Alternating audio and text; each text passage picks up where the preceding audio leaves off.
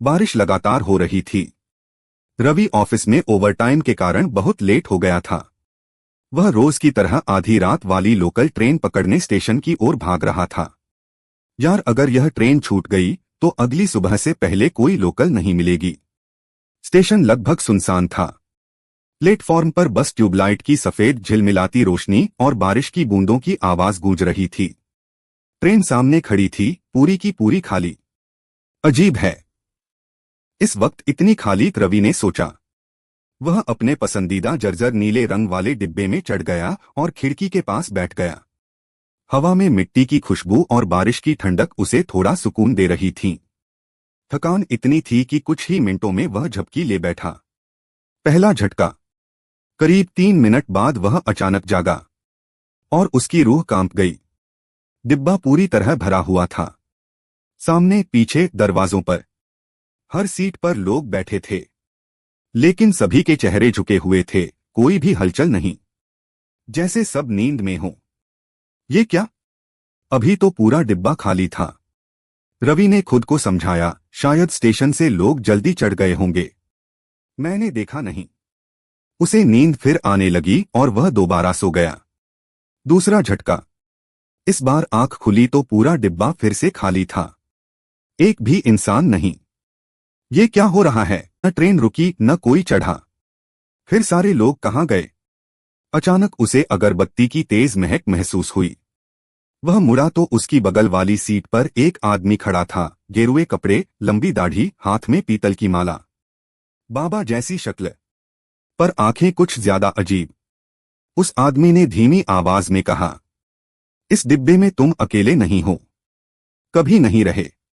रवि ने घबराकर पूछा, आप कौन?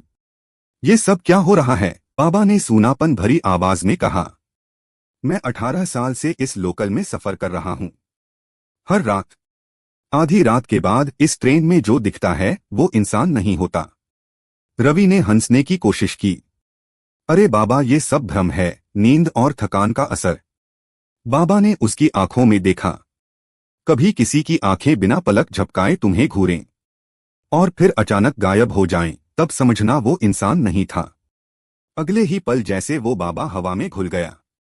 रवि की सांसें अटक गईं। खूनी यात्री। डिब्बे के कोने में अचानक अखबार पलटने की खड़खड़ाहट हुई। एक आदमी बैठा था, सफेद कमीज, काले पतलून और चेहरे पर अखबार।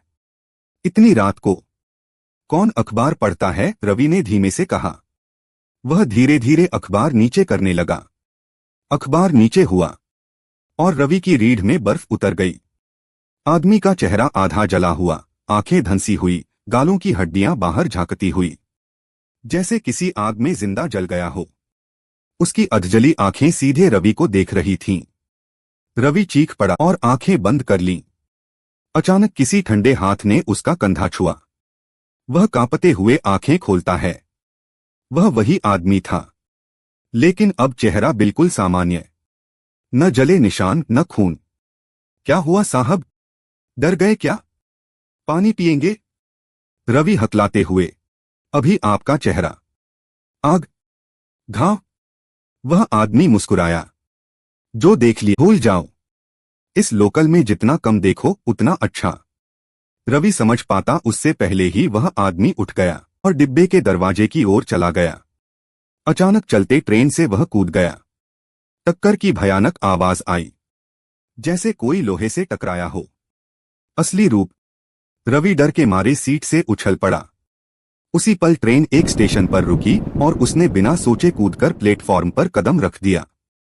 वह बारिश में खड़ा हांफ रहा था। ट्रेन धीरे धीरे चलने लगी और पहली बार रवि ने उस ट्रेन का असली रूप देखा। डिब्बा बिल्कुल टूटा हुआ, जला हुआ, जैसे कोई भयानक हादसा हुआ हो। खिड़कियों से जले हुए चेहरे, खाली आंखों वाले लोग और वही बाबा उसे देखते हुए मुस्कुरा रहे थे।